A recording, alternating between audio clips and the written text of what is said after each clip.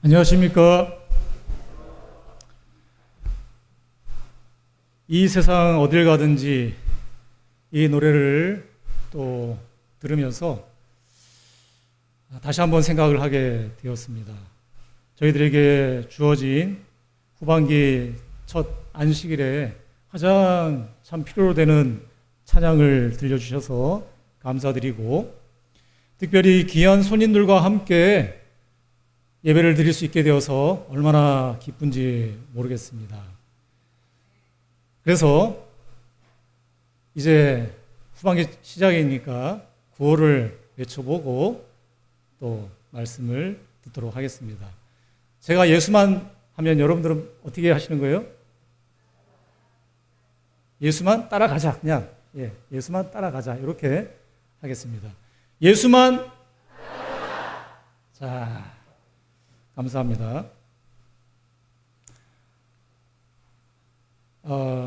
장마가 끝이 났다고 합니다. 이제 무더운 여름을 보내야 되는데 교회 오실 때 많이 더우시죠? 예, 저는 가까이 살아서 참 좋은 것 같습니다. 예, 여러분들의 마음도 이 교회와 더욱더 가까워지면은 이 더위쯤이야 아마 이겨내실 수 있을 거라고 저는 생각을 하고요. 이렇게 생각하시면 좋을 것 같습니다. 여름이 덥지 않으면 뭐가 아니다? 여름이 아니다. 자, 이렇게 생각을 한번 바꿔보시면 좋으실 것 같습니다. 목사님은 사택에 사니까 못 느끼겠다라고 생각을 하실 수 있겠지만은 저의 마음은 여러분들의 그 모습을 보면서 저도 같이 사실 힘듭니다. 이 더운데 이 교회로 오시는 이 발걸음이 얼마나 힘드실까. 하지만 저는 그 너머에 있는 여러분들의 마음과 또 하나님이 준비하신 그 귀한 축복들을 생각할 때 이 여름이 더 이열치열이라는 말 아시죠? 뜨거운 마음으로 달아오시게 되길 바랍니다. 예, 저희 교회 소그룹들이 좀 있는데 그 즐겁게 치유하자라는 소그룹이 있어요. 그 한낮에 해변을 걸으시는 한 장로님의 모습을 보면서 참 열정이 대단하시다라는 생각을 제가 하게 되었습니다. 오늘은 7월 5일입니다. 일본 만화가 타츠키료가 예언했던 7월 대재앙이 아직은 일어나지 않았습니다. 예. 어떻게 생각하십니까? 그 일이 일어날 거라고 생각하셨습니까? 어떻게 사람이 미래의 일을 알 수가 있을까? 저는 그것은 불가능한 일이라고 저는 생각을 합니다. 어떻게 하다 보니까 이 사람이 2011년 동일본 지진과 코로나19를 예측을 하긴 했는데 이번에는 이 예상이 빗나갈 걸로 저는 생각을 하고 있습니다. 재앙이 일어나면 안 되겠죠.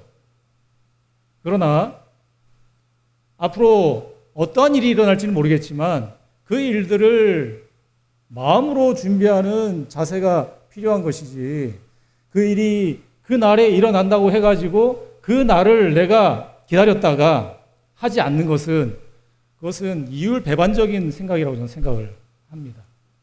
우리는 앞으로 그 일이 언제 일어날지는 모르겠지만 그 일들을 미리 바라볼 수 있는 분명한 믿음의 거장으로서 다시 한번 이 안식일에 태어나시기를 바랍니다. 자, 이 그림을 보시면 아시겠지만은 이 그림을 그린 사람은 이탈리아의 화가 레오나르도 다빈치입니다. 이 그림의 제목이 무엇입니까? 최후의 만찬이에요. 예수 그리스도께서 십자가에 운명하기 전날 유월절 밤에 12 제자들과 함께한 마지막 저녁 식사를 이분이 이럴 것이다 생각을 하고 그렸어요. 원래는 이런 구도가 아니에요. 원래는 그 팔레스타인 지방의 저녁 식사의 풍경은 어떻습니까? 소파에 기대서 비스듬하게 누워서 만찬을 즐기는데 이 모습은 그렇지를 않지만은 여러분들은 이 그림을 보면서 뭐가 보이십니까? 이 그림 속에 담겨 있는 의미, 물론 구도적으로 뒤에 창문이 세 개가 자리를 잡고 있고 이것이 주는 어떤 빛의 역할 뿐만 아니라 이 사람들이 지금 세 명이 네 부류로 나뉘어져 이렇게 앉아 있습니다. 자, 여러분들이 보실 때 이 그림은 걸작입니까? 아닙니까? 자, 원래는 이 그림이 그냥 평범한 그림이었을 수도 있습니다. 왜냐하면 그림을 그려놨지만은 사람들이 관리를 잘 안 했어요. 그래가지고 두 번의 홍수를 겪고 나폴레옹이 이 그림을 향해서 병사들에게 총을 쏘게 했다라는 이야기도 전해지고 또 그 제1차 세계대전 때 폭격을 맞아가지고 이 건물이 부셔졌는데 다행히 이 그림이 있던 그 수도원의 수도사가 모래주머니를 쌓아 놓아서 피해를 줄였다라고 또 합니다. 이 그림이 지금 저와 여러분에게 있어서 걸작으로 보일 수밖에 없는 그 이유는 무엇일까? 시간이 흐를수록 가치가 높아지는 그림이나 사람이 있습니다. 자, 이 그림이 걸작으로 느껴지는 이유는 무엇인가 하면 이 그림 속에서 내가 무엇을 바라보아야지만 이 그림이 걸작이 될 수가 있는 것입니까? 이 그림 속에는 예수 그리스도의 사랑과 용서가 담겨 있습니다. 그리고 더 나아가서 뭐가 지금 이제 기다려지고 있는 거예요? 이 만찬 뒤에 있을 뭐죠?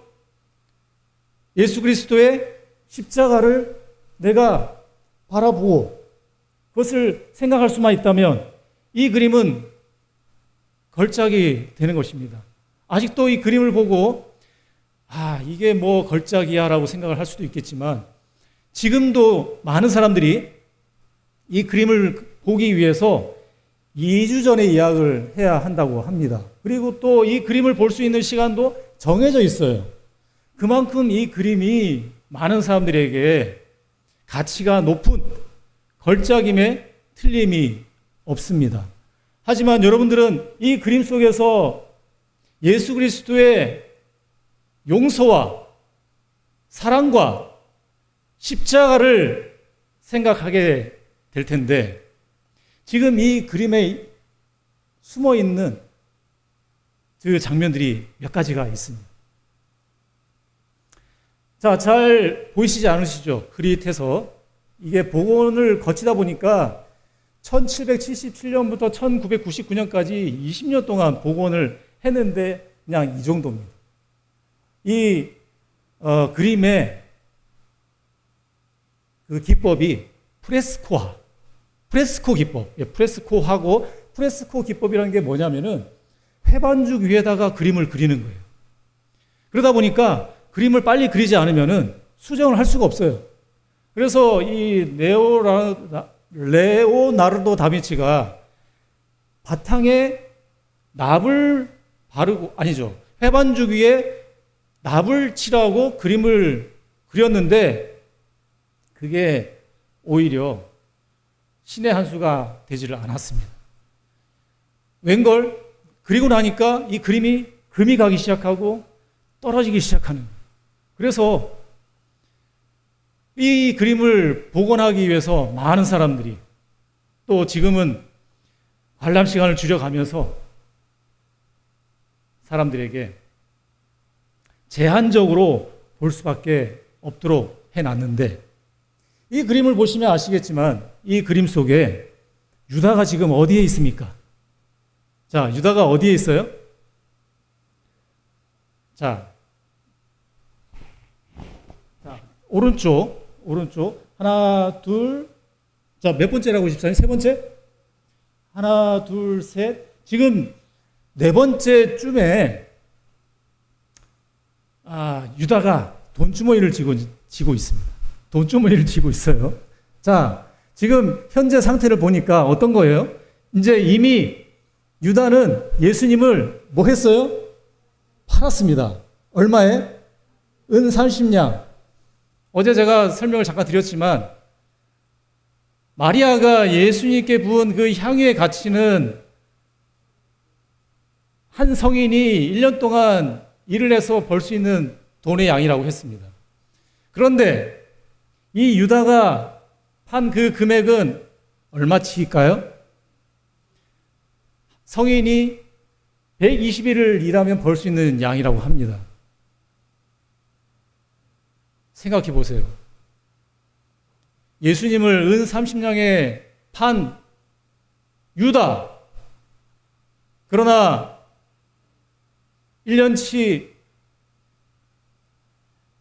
그 임금을 오롯이 예수님의 머리와 발에 부은 한 여인. 여러분들은 누가 잘했다고 생각하십니까? 당연히 마리아가 선택을 잘 한 것입니다. 유다는 예수님을 팔고 어떻게 이 자리에 떳떳하게 앉아 있는지 참 우리는 생각해 볼 필요가 있습니다. 어쩌면 이 시점은 좀 바뀌었어요, 상황이. 원래는 유다가 예수님을 판 시점이 언제입니까? 만찬이 끝나갈 즈음에 이 그림의 핵심은 무엇인가 하면은 너희 가운데 하나가 나를 배반할 것이다 라고 했을 때 이 제자들의 반응을 지금 우리는 보고 있는 것입니다.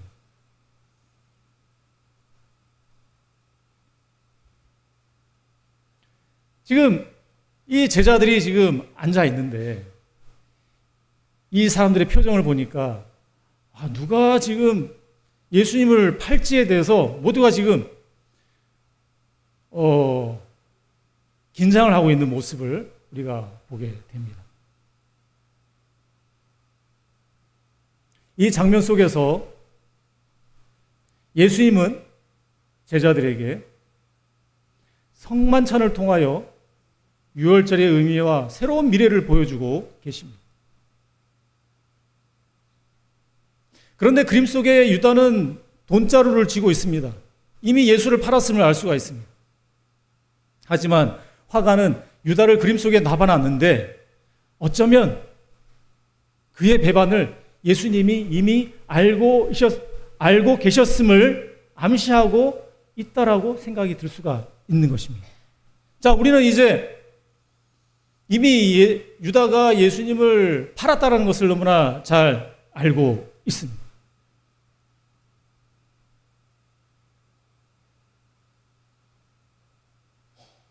여러분들은 오늘을 살아가시게 될 때 더 나은 본향을 바라보십니까? 아니면 나온 바 본향을 바라보십니까?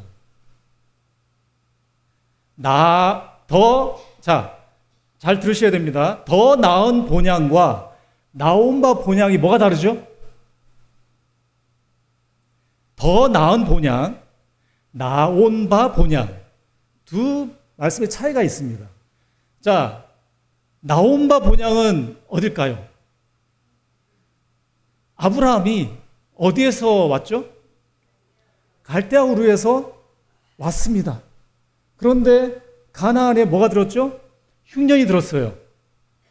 그러면 아브라함이 나 그냥 다시 고향으로 돌아갈래.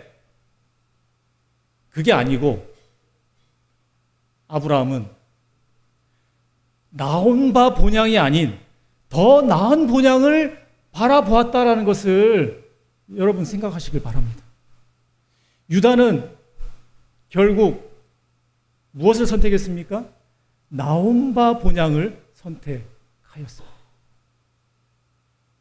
이제 우리는 더 나은 본향을 사모하는 마음으로 예수와 함께 하늘 만찬의 자리에 함께 하시기를 간절히 바랍니다.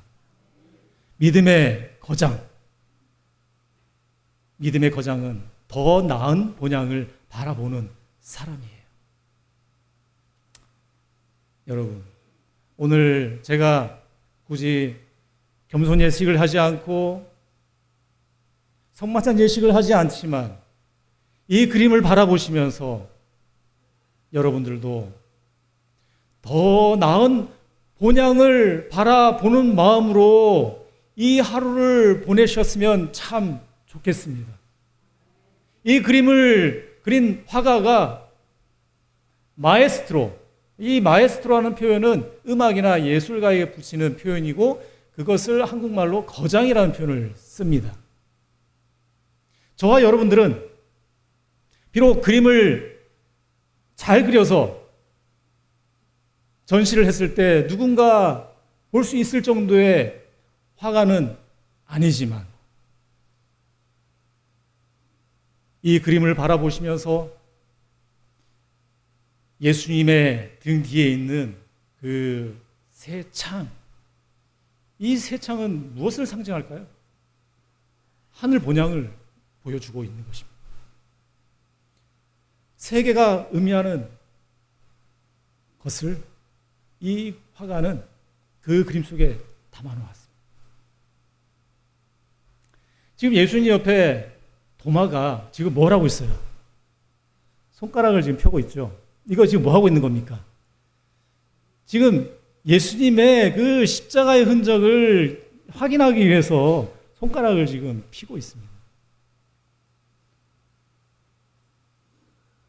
여러분들 중에 어쩌면 아직도 나온 바 본향을 생각하시면서 이 자리에 앉아 계신다면 확실하게 믿음으로 모두가 거장이 되셔서 더 나은 본향을 생각하고 그 본향을 바라보며 그 본향을 향해서 오늘도 하루하루 전진할 수 있는 귀한 삶을 사실 수 있게 되기를 간절히 소망합니다.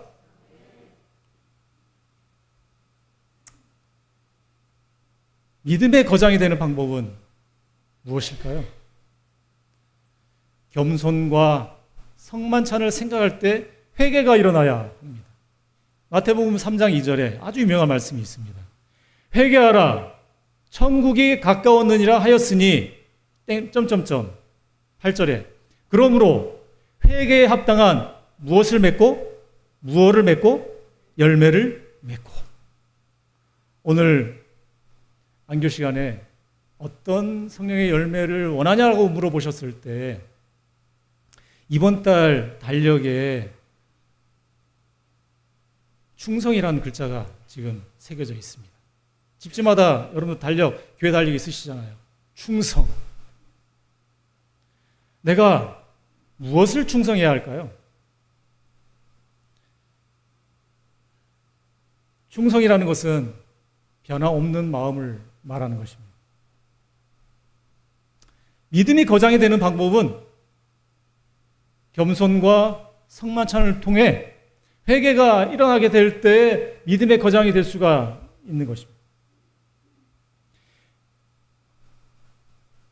제자들에게 잘못과 결점이 있었기 때문에 그분은 그들의 발을 씻기셨으며 12 중 하나를 제외하고는 모두 회개하였다라고 했습니다.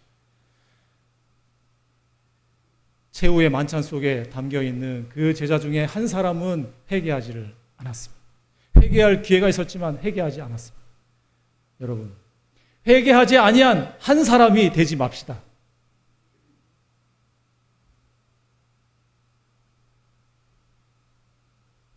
죄를 뉘우치는 단 한 번의 표정이나 생각일지라도 예수께서 주목하지 않으시는 일이 없다고 했습니다.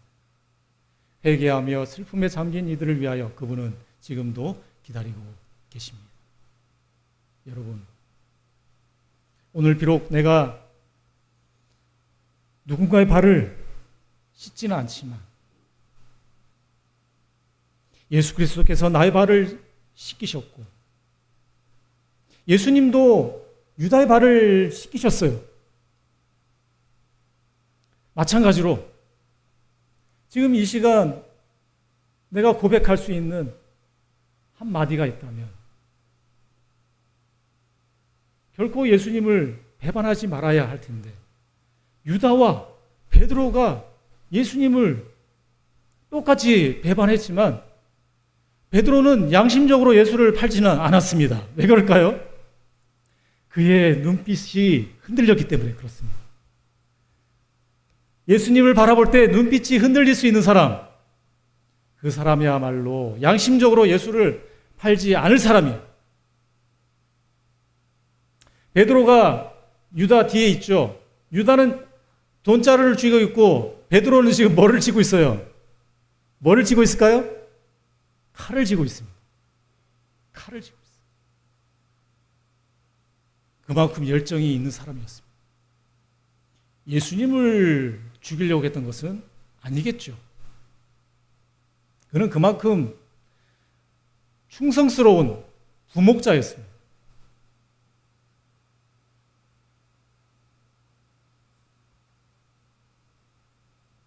자, 이제 유다와 베드로가 어떠한 모습에 있어서 갈려졌는지 이제 구체적으로 살펴보도록 하겠습니다. 예수께서 이 말씀을 하시고 심령이 괴로워 증언하여 이르시되 내가 진실로 진실로 너에게 이르노니 너희 중 하나가 나를 팔리라 하시니 제자들이 서로 보며 누구에게 대하여 말씀하시는지 의심하더라. 지금 제자들의 마음속에 의심이 지금 스며들었습니다.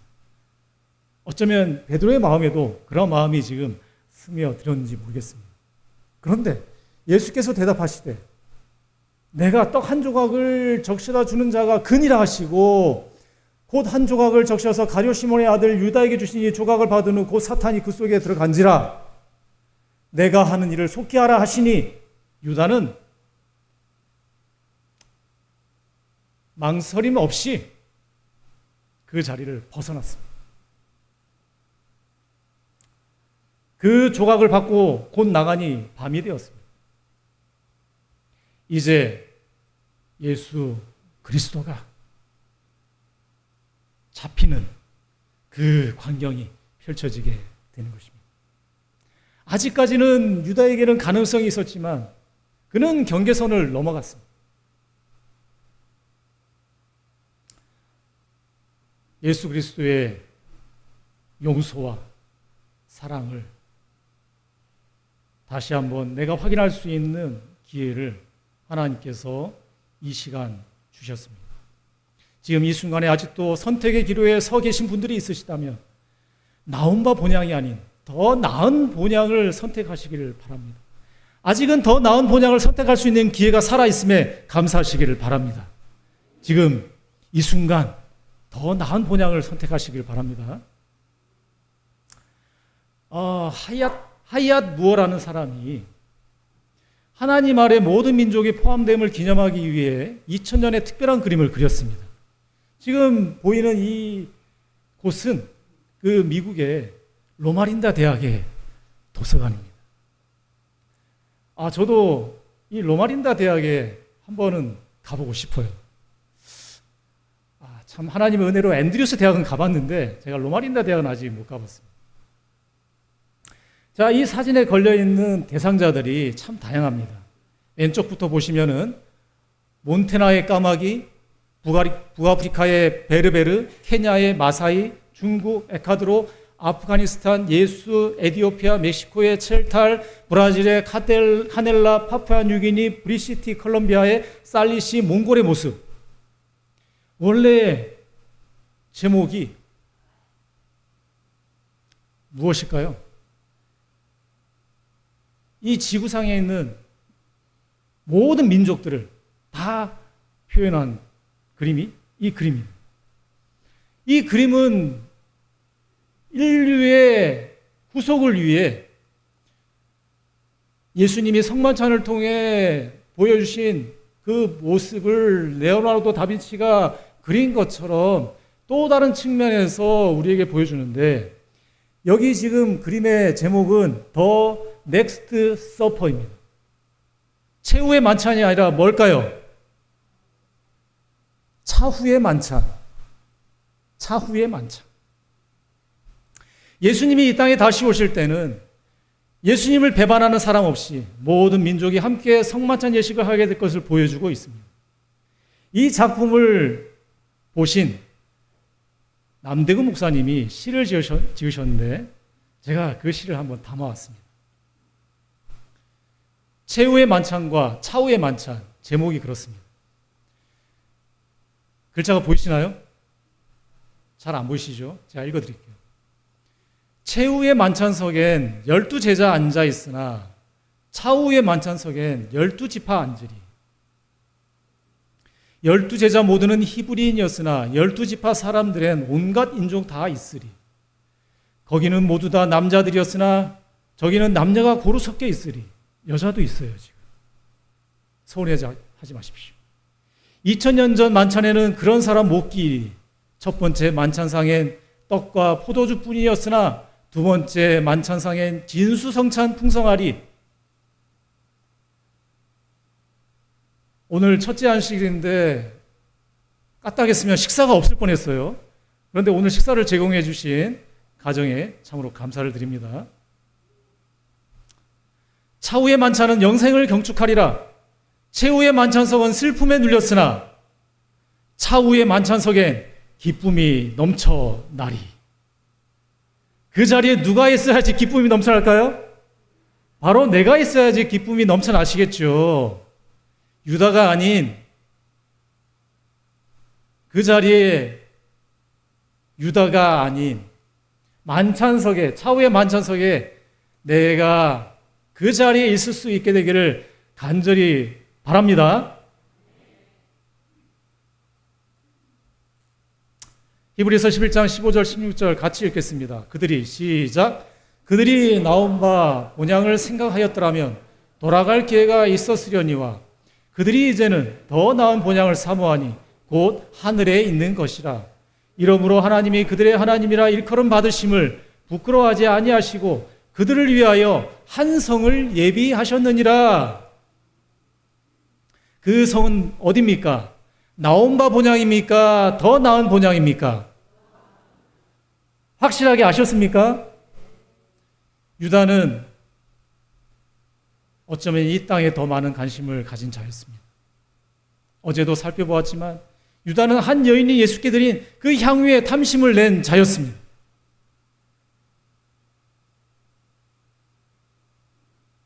이제 제가 반년 동안 여러분들이 드린 많은 어떤 결과물들을 제가 바라보면서 하나님께서 얼마나 큰 축복으로 저희들을 채워주셨는지 다시 한번 생각하게 되었습니다. 제가 자세한 것은 나중에 재직 기도회 때 말씀을 드리겠습니다. 재직 기도회 때 꼭 참석해 주시길 바랍니다. 아시겠습니까? 이 땅에 관심을 두고 사는 사람은 지나간 생각 속에서 살아갑니다. 지나간 생각은 무엇일까요? 마음에 두거나 신경을 쓰는 것인데 여기서 중요한 것은 나온 바 본향을 생각하였더라면 생각을 했습니까? 안 했습니까? 생각 안 한 거예요. 지금 여러분들의 생각 속에 나온 바 본향을 생각하고 계십니까? 지금 더 좋은 것을 생각하고 계십니까? 그러시면 안 돼요. 예. 나온 바 본향을 생각하였더라면 돌아갈 기회가 있었으려니와 돌아갈 수 있었어요. 어디로? 가나안이 아닌 그 원래 잘 살던 그곳에. 아브라함은 그렇게 하지를 않았습니다. 이 땅에 관심을 두고 사는 사람은 지나간 생각 속에서 살고 있다는 것이 바로 여기 첫 번째 나와 있는 말씀입니다. 그러나 더 나은 본향을 사모하는 사람은 하늘의 뜻을 두고 살아가게 됩니다. 사모한다라는 것은 무슨 말일까요? 사모한다는 것은 얻으려고 애쓰다, 손을 뻗다. 사모한 이는 애를 썼다. 지금 우리 교회가 더 잘 됐으면 좋겠는데 혹시 애가 타십니까? 제발 좀 더 잘 됐으면 좋겠다. 지금 제가 참 주차장에 차 댈 데가 없어가지고 빙빙 도는 차가 있어야 되는데 웬걸 지금 비어있는 모습을 바라보면서 정말 제가 애가 탑니다. 여러분 집에 차가 2대 있으신 분 계시죠? 예, 각자 가지고 오셔가지고 자리를 좀 채워주세요. 제가 애가 탑니다 진짜. 집에 차가 있으신 분 차를 가지고 오세요. 예. 어떤 분은 버스를 타고 오시는데 이 더운 날 차를 가지고 오세요. 말을 하다 말았네요. 자, 더 나은 본향을 사모하는 사람, 하나님은 그 사람을 뭐 하지 아니하신다고 했습니까? 부끄러워하지 아니하신다고 했습니다. 여러분들이 보시기에 제가 부끄러움이 있을 것 같아요, 없을 것 같아요? 예. 자꾸 집사람이 저보고 아이라고 자꾸 놀리는데 뭐 어쩔 수 없죠. 제가 5학년 때 하도 발표력이 없어서 저희 어머니가 웅변학원을 보냈어요. 웅변학원. 하나면 하나요, 둘이면 둘이요. 이게 웅변학원에 처음 들어갔을 때 배운 멘트인데 우리가 부끄러움을 가지고 있는 어떤 내적 성향이 있을 수도 있는데 내가 누군가에게 부끄러움이 대상이 되어서는 안 된다고 저는 생각을 합니다. 어떻게 생각하십니까? 부끄러움을 내가 가지고 있지만 그렇다고 해가지고 부산 서북교회 아무개 부끄러워 이런 말 듣고 싶으세요? 안 듣고 싶으세요? 이런 말이 있어서는 안 되죠. 현대시의 거장 윤동주 씨가 서시라는 글을 발표를 했습니다. 1930년대 일제 강압과 해유책에 많은 문학인들이 절필하거나 변절을 했지만 이육사 시인과 더불어 이 윤동주 씨는 죽는 그 순간까지 독립을 했던 민족 시인입니다. 첫 소절만 읽어볼까요? 시작. 죽는 날까지 하늘을 우러러 한 점 부끄러움이 없기를 잎새이는 바람에도 나는 뭐했다? 괴로워했다. 부끄러운 교회가 되어서는 안 됩니다. 아무개에 대해서 이야기할 때 부끄러움은 나의 몫이 되어서는 절대로 안 되는 것입니다. 부끄러움이 대상이 되어서도 안 될 것입니다. 하나님이 부끄러워하지 않는 사람은 읽어보겠습니다. 시작. 내가 주의 모든 계명에 주의할 때는 부끄럽지 아니하리이다. 사람이 완벽할 수는 없습니다. 하지만 그리스도인이라면 최소한 눈살을 찌푸리는 행동과 말을 해서는 안 됩니다. 특별히 하나님의 말씀을 말하고 행동할 때는 거기에 따른 책임을 져야 할 것입니다. 어떤 사람은 하나님의 말씀을 자신의 입장에 맞춰서 갖다 대는 사람들이 많이 있어요. 하지만 내가 주의 모든 계명에 주의할 때는 이라고 했습니다. 주의 말씀을 신중하게 사용하시고 그것을 내 마음에 새기시길 바랍니다. 두 번째 또 읽어보겠습니다. 시작. 내가 복음을 부끄러워하지 아니하노니 이 복음은 모든 믿는 자에게 구원을 주시는 하나님의 능력이 됨이라. 복음은 무엇입니까? 하나님의 능력입니다. 그렇기 때문에 하나님의 능력으로 복음을 전하는 담대한 주의 군사가 되시길 바랍니다. 또 읽어보겠습니다. 시작. 만일 그리스도인으로 고난을 받은지 부끄러워 말고 도리어 그 이름으로 하나님께 영광을 돌리라. 허공에 손을 벌리지 마시고 하늘 위에 계신 하나님께 영광을 돌리시길 바랍니다. 그리스도인으로 불려진다는 것은 고난과 박해를 각오하는 것입니다. 고난과 박해를 각오하지 않는 사람은 그리스도인이라는 말을 붙일 수 없습니다. 그리스도인이라는 말만 박해를 당하던 그 시절에 베드로가 살고 있었습니다. 그런데 베드로조차도 예수를 부인하였던 제자가 되었습니다. 하지만 그가 바뀐 것은 예수 그리스도의 용서를 경험했기 때문입니다. 오늘 이 귀한 안식일 성만찬을 하진 않지만 내 마음으로 영적 안식일을 보내시고 내가 어떻게 이 자리에 와 있는지를 한번 생각해 보시길 바랍니다.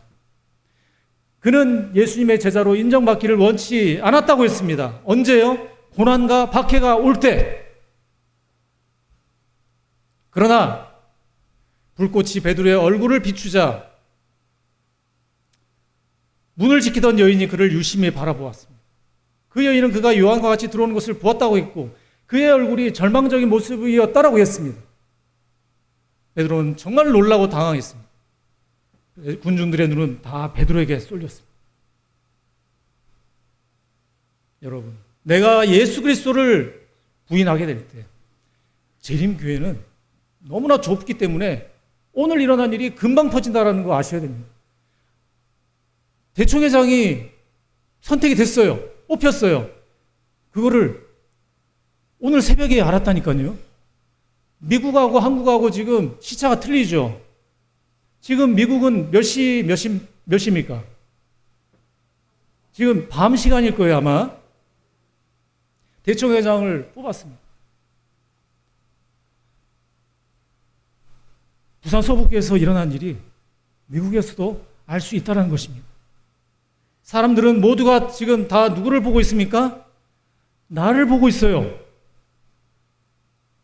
오늘 이태원 교수님이 제가 오신다고 생각을 제가 전혀 못했습니다.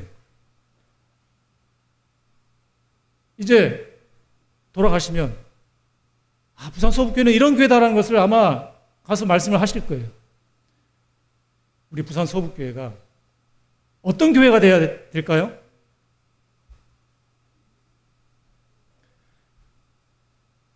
베드로가 주님을 부끄러워했는데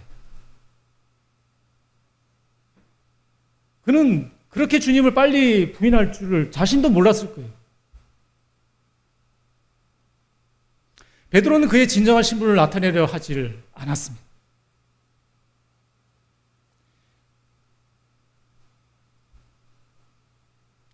하지만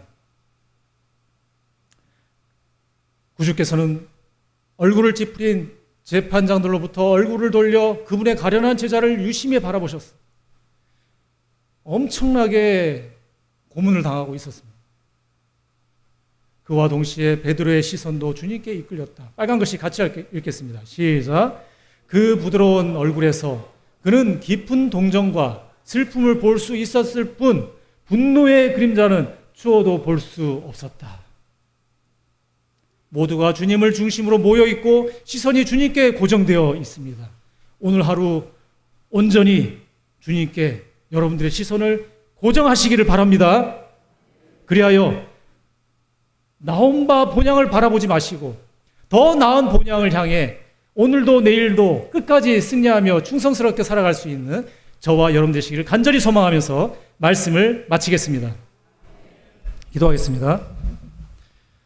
사랑이 많으신 아버지 하나님,